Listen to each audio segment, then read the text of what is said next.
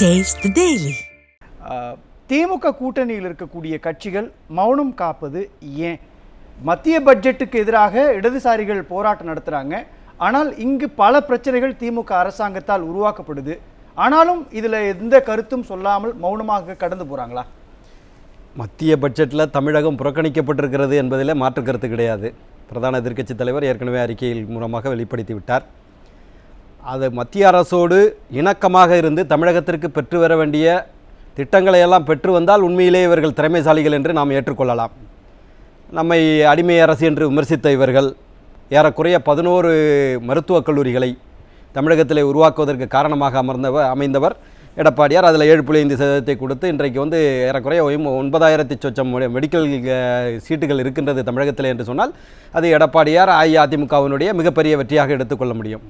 ஆனால் அந்த மத்திய அரசு வஞ்சித்ததற்காக போராட்டம் நடத்துகின்ற கம்யூனிஸ்ட் பேர் இயக்கங்கள் அந்த செலக்டிவ் அம்னீசியான்னு சொல்லுவாங்க. ஒரு இதை மட்டும் ஞாபகம் வச்சுக்குவாங்க, ஒரு இதை மறந்துடுவாங்க. செலக்டிவ் புரட்சித் தலைவி அம்மா அவர்களுடைய அற்புதமான வார்த்தை.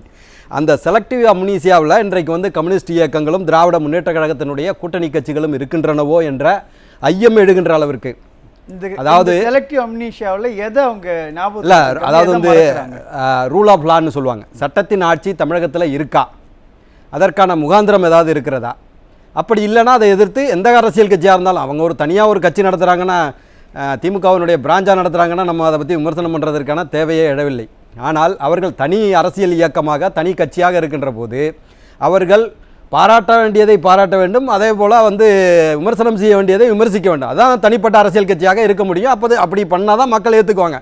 இல்லைனா செல்வ பிறந்தகை சொல்வது போல் 500 ஆண்டுகளுக்கு கூட்டணி வச்சுக்க வேண்டியது தான். அதுக்கு எதுக்கு தனியாக ஒரு கட்சி நடத்திட்டு அதோட மெர்ஜர் பண்ணிட்டு போயிடலாம். அதாவது அந்த ரூல் ஆஃப் லா தமிழகத்தில் இருக்காங்கிற முதல் கேள்வியை கேட்குறோம். அடுத்ததாக குறிப்பாக தலித்துகளுடைய விடுதலைக்காக போராடுகின்றேன் என்று சொல்கின்ற திருமா கூட ஏறக்குறைய 1000 ஆண்டுகளில் நடக்காத, திண்ணியத்தில் ஏற்கனவே நடந்திருக்கலாம், ஆனால் வேங்கை வயலை உலகம் மறந்துவிட முடியாது. குறிப்பாக சமூக நீதியை பேசுகின்ற இந்த திராவிட இயக்கங்கள் மறந்துவிட முடியாது. அந்த வேங்கை வயலை இன்றைக்கு 1.5 ஆண்டுகள் கடந்தும் இன்று வரை கண்டுபிடிக்க முடியாமல் ஒரு சூழலில் வேங்கை வயல் பிரச்சனையை அதற்காவது ஏதாவது போராட்டம் நடத்தியிருக்காங்களா? அசிங்கம் இல்லையா? இது பொது வழியில் பேச முடியாத அளவிற்கான. அப்போ அங்கே ஒன்று அந்த வேலையை செய்தவர்கள் கட்சிக்காரர்களாக இருக்க வேண்டும், இல்லைனா ஒரு சாதிய பிரச்சனை பின்புலம் அதன் மூலமாக பிரச்சனை வருவதற்காக இதை பண்ணுகிறார்களா? திமுக கூட்டணியில் இருக்கக்கூடியவங்களா இருப்பாங்கன்னு சொல்றீங்களா? ஆமாம், டைரக்ட் கிளைமும் அவங்களுக்கு இருக்கணும், இல்லை அவங்க கூட்டணியில் உள்ளவங்களா இருக்கணும், இல்லைனா சாதியம் சார்ந்த ஏதோ ஒரு பிரச்சனை இருப்பதற்காக வேங்கவேல் பிரச்சனையை முதல்ல நம்ம எடுத்துக்கலாம். அடுத்ததாக திராவிட முன்னேற்ற கழகம் வந்ததிலிருந்தே தமிழகத்திலே கொலைகள் ஏறக்குறைய இப்போ சென்ற வாரத்தில் மட்டும் ஏறக்குறைய கடந்த 200 நாட்களில் 595 கொலைகள் நடந்திருப்பதாக பிரதான எதிர்க்கட்சி தலைவர் தமிழகத்தில் சட்டம் ஒழுங்கு இருக்கான்னு சொல்லி கேள்வி கேட்குறாரு. அதற்கு பொறுப்பான பதிலை அளிக்க வேண்டியது ஹோம் மினிஸ்டர் உள்துறையை வைத்திருக்கக்கூடிய முதலமைச்சர் ஸ்டாலின் அவர்கள்.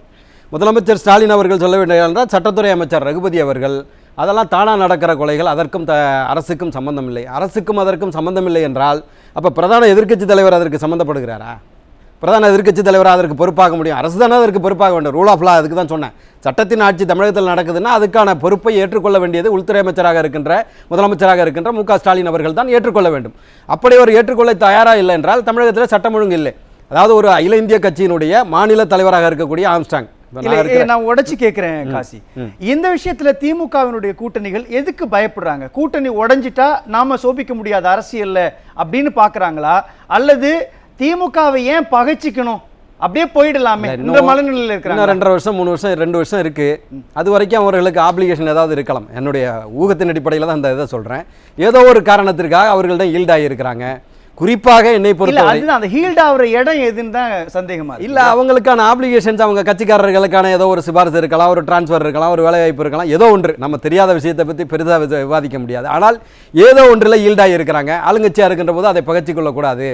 என்ன, இதே எடப்பாடியார் அரசாங்கத்தில், புரட்சி தமிழர் எடப்பாடியார் அவர்களுடைய அரசாங்கத்தில் 33,000 போராட்டங்கள் தமிழகத்தில் முன்னெடுக்கப்பட்டது. அத்தனை போராட்டங்களுக்கும் முறையான அனுமதியும் காவல்துறையினுடைய பாதுகாப்பும் வழங்கப்பட்டது. ஆனால் சென்ற வாரம் ஜாக்டோஜி அமைப்பு, யார் அந்த அமைப்பு? இவங்களுடைய அமைப்பு தான். அவர்கள் அதிகமாக வாக்களித்தது அரசு ஊழியர்கள் திராவிட முன்னேற்ற கழகத்துக்கு தான். அவங்க போராடுவதற்காக டிபிஐ வளாகத்துக்கு, பள்ளிக்கல்வித்துறை வளாகத்துக்கு வர்றாங்க. ஈவிகே சம்பத் பில்டிங்க்கு உள்ளேயே போக அனுமதிக்கவில்லை. அவர்கள் அரெஸ்ட் பண்ணி போடுறாங்க.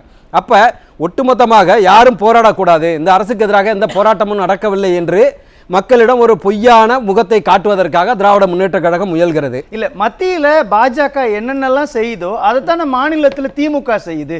மத்தியில் இருக்கக்கூடிய பாஜக அரசை எதிர்க்கக்கூடிய திமுக கூட்டணிகள் மாநிலத்தில் இருக்கக்கூடிய திமுக செய்யக்கூடிய அதே செயல்களை எதிர்க்க துணியாமல் இருக்கிறது ஏன்? மத்திய பாஜகவை எங்க எதிர்த்துட்டாங்கன்னு நீங்க நினைக்கிறீங்க? பட்ஜெட்ல சும்மா வந்து போராட்டம் தான் நடத்துறாங்களே தவிர கேலோ இந்தியாவுக்கு போய் அழைச்சிட்டு வர்றாங்க. முன்ன கருப்பு பலூன் விட்டாங்க, இப்போ வெள்ளை பலூனு சிவப்பு கம்பள வரவேற்பு. அதனால வந்து பொய்யாக இவர்கள் வந்து நாடகம் ஆடிக்கொண்டிருக்கிறார்கள். குறிப்பாக நீங்கள் சொல்லணும்னா கொலைகள் சொல்கிறீங்கல்ல, இந்த கொலைகளுக்கு அடிப்படை காரணமாக இருப்பது போதைப்பொருள். இந்த போதைப்பொருள் யார்? சர்வதேச கடத்தல் மன்னன் வந்து தாவூத் இப்ராஹிமுக்கு அடுத்ததாக இப்போ சாட் யாரை பிடிச்சாங்க? ஜாபர் சாதிக் அவர்களை.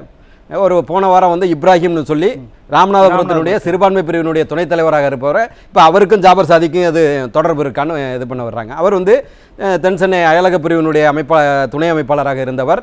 ஏறக்குறைய அந்த வழக்கில் வந்து தென்சென்னை மாவட்ட செயலாளர் இருக்கின்ற சிற்றரசு அவர்களுடைய சகாரா நிறுவனத்திற்கு தொடர்பு இருப்பதாக ஏறக்குறைய 6 மணி நேரம் 7 மணி நேரத்துக்கு மேலே அவருடைய வீட்டில் வந்து ரெய்டு நடந்துச்சு. என்சிபி நார்காட்டிக் கண்ட்ரோல் பியூரோ வந்து ரெய்டு நடந்துச்சு. அப்படிப்பட்ட ஒரு சர்வதேச போதைப்பொருள் கடத்தல் மன்னன், ஏறக்குறைய பெத்தமட்டமைங்கிறது வந்து அந்த வார்த்தையை அதிகமாக பயன்படுத்தியது நான் தான் அந்த ஊடகத்தில். அந்த பெத்தமட்டமையினை வந்து முதலாக இந்த பகுதியில் பிடிபட்ட போது வந்து சந்தேகம் இருந்துக்கிட்டு இருந்துச்சு. அதற்கான அந்த மூலப்பொருளாக இருக்கக்கூடிய சூடோபெட்ரைனை இங்கேருந்து தான் குரியரில் வாங்கி இவங்க அனுப்பியிருக்கிறாங்க. நியூசிலாந்துலேருந்து அமெரிக்காவிலேருந்து தான் அதுக்கான சமீட்சை வந்து அதற்கான இது வந்து லீடு வந்தது வந்து அமெரிக்காவிலேருந்து கூப்பிட்டு சொல்கிறாங்க. அமெரிக்காவினுடைய உளவு பிரிவு கூப்பிட்டு இந்திய நர்காடி என்சிபிக்கு சொல்லி என்சிபியின் மூலமாக அதனுடைய ரூட் காஸ் ஆஃப் குடிக்கிற போது டெல்லியில் ஒரு 3 பேரை பிடிக்கிறாங்க. அதன் மூலமாக வந்து சேர்வது என்னென்னா ட்ரிப்ளிகனில் இருக்கிற பகுதியில் தான் வந்து அந்த சகாரா குரியர் நிறுவனம் வந்து ஜாபர் சாதிக் மூலமாக இந்த சிற்றரசு அவர்களுடைய நிறுவனம்.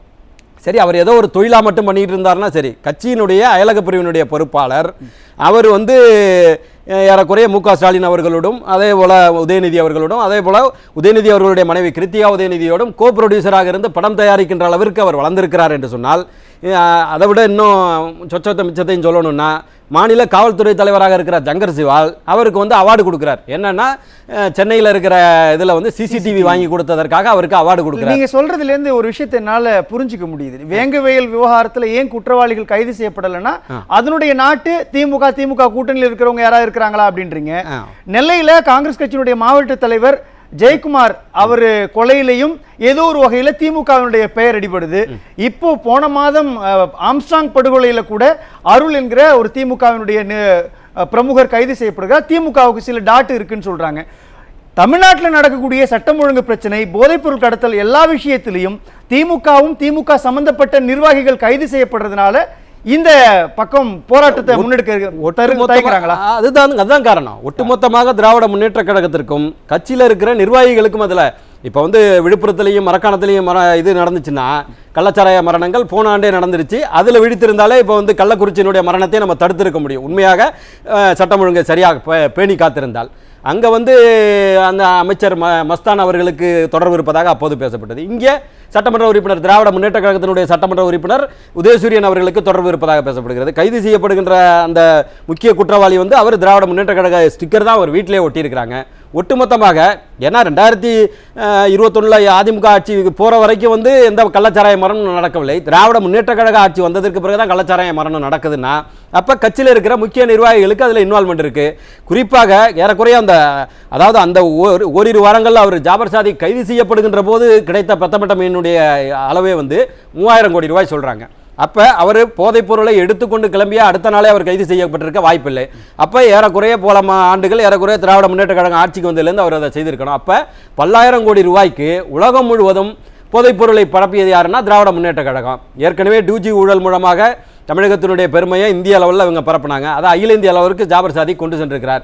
அதற்கு பிறகும் இப்ராஹிம் நேற்றைக்கு முதல் நாள் சென்ற வாரம் பிடிபட்டிருக்கிறார் திராவிட முன்னேற்ற கழகத்தில். அப்படின்னா இந்த கட்சிக்காரர்களுக்கும் அந்த சட்டவிரோத செயல்களுக்கும் நெக்ஸஸ் இருக்குது. இதை வந்து திராவிட முன்னேற்ற கழகம் அவர்களை கட்டி காப்பாற்றுகின்ற வேலையை, ஏன்னா இவங்க தான் வந்து இல்லீகல் மணியை கொடுக்குறாங்க. பிரச்சனை எமர்ஜி ஆகிறப்ப நீக்கிட்டு போயிடலாம். பிரச்சனை வந்து யாராவது எதிர்க்கட்சி தலைவர் எதுவும் குரல் கொடுத்தாருன்னா அன்னைக்கு நீக்கிட்டு அவர் மேலே அவரோடு யாரும் தொடர்பு வைத்துக் கொள்ளக்கூடாது அப்படின்னு சொல்லி ஒரு வார்த்தையை விட்டுட்டோம்னா இந்த போதைப் பொருட்கள் மூலமாகத்தான் மூளை செயலிழந்து போய் கொள்ளைகள் தொடர்ந்து நடைபெறுவதற்கு அடிப்படை காரணமாக அமைவது இந்த போதைப் பொருட்களுடைய நடமாட்டம்.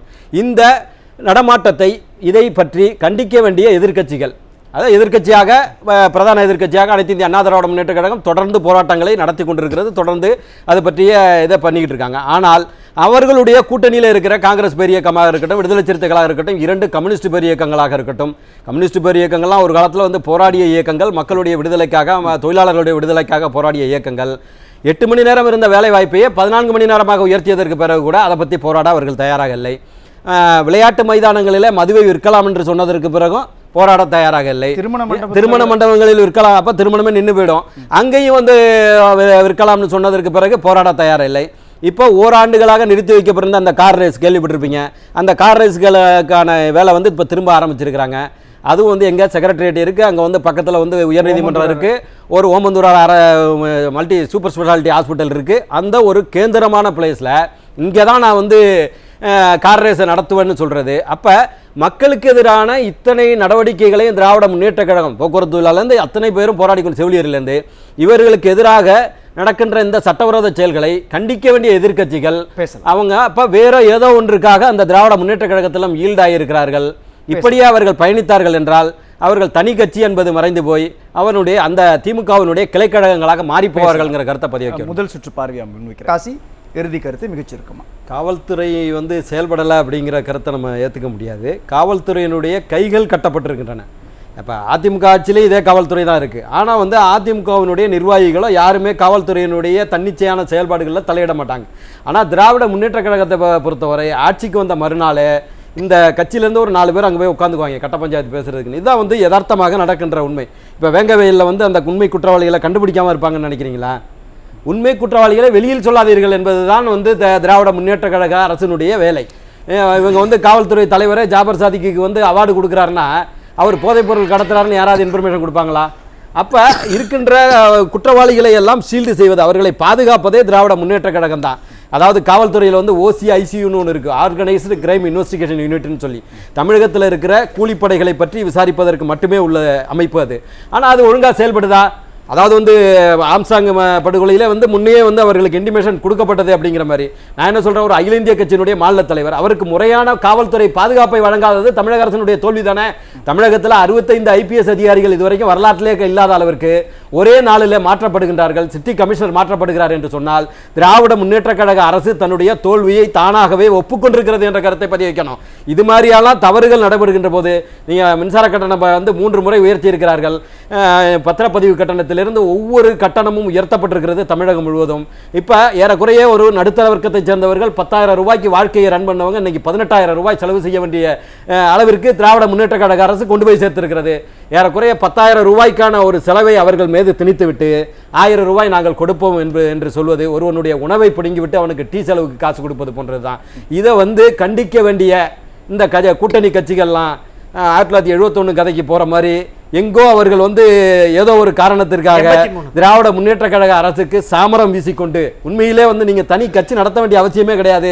திமுகவினுடைய பிரிவு சொல்றீங்களா, அயலக பிரிவு, விவசாயிக பிரிவு, தொழிலாளர் பிரிவுன்னு, அது மாதிரி நீங்க ஒரு திமுகவினுடைய பார்ட் 2, பார்ட் 3, பார்ட் 4ன்னு இருந்துக்கிடுங்க. நியாயமான காரணங்களுக்கு போராட்டத்தை அறிவிக்க வேண்டும். 200 நாள்ல 595 கொலைகள் நடக்குது. ஒரே நாளில் 3 அரசியல் கட்சியை சேர்ந்த பிரமுகர்கள் இங்கே கடலூர்லேருந்து ஆரம்பித்து கன்னியாகுமரியிலேருந்து ஒவ்வொரு சேலத்திலேருந்து ஒவ்வொரு பகுதியிலையும் கொல்லப்படுகிறார்கள். அன்னைக்கு கூட கண்டன அறிக்கை வெளியிடுவதற்கு திராவிட முன்னேற்ற கழக கட்சியினுடைய கூட்டணி கட்சிகளுக்கு தைரியம் வரவில்லை என்று சொன்னால் நீங்கள் தனி கட்சி நடத்துவதை வேஸ்ட்டுங்கிற கருத்தை பதிவு வைக்க விரும்புகிறோம். எதிர்க்கட்சியாக எங்களுடைய கடமையை பிரதான எதிர்க்கட்சி தலைவர் எடப்பாடியார் அவர்கள் மின்சார கட்டணத்தை எதிர்த்ததிலிருந்து ஆரம்பித்து ஒவ்வொரு நிகழ்விலும் நாங்கள் வந்து எங்களுடைய கடமையை மிகச்செவனே செய்து கொண்டிருக்கிறோம். இதை சுட்டிக்காட்ட வேண்டியது எங்களுடைய கடமைங்கிற கருத்தை பதிவு வைக்க விரும்புகிறோம். நன்றி.